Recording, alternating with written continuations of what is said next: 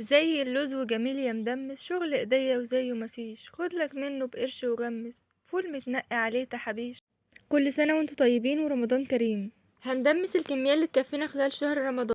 يلا نبدأ بسم الله ونشوف المكونات بتاعتنا.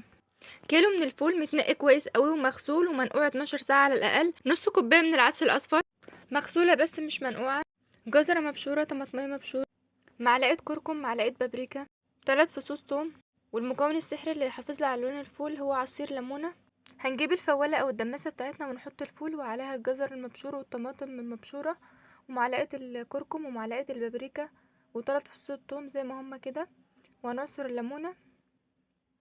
وهننزل بقى بمية مغلية، لازم تكون المية مغطياه، نحط عليه كمية مية كبيرة عشان ما نفضلش كل شوية نزود مية.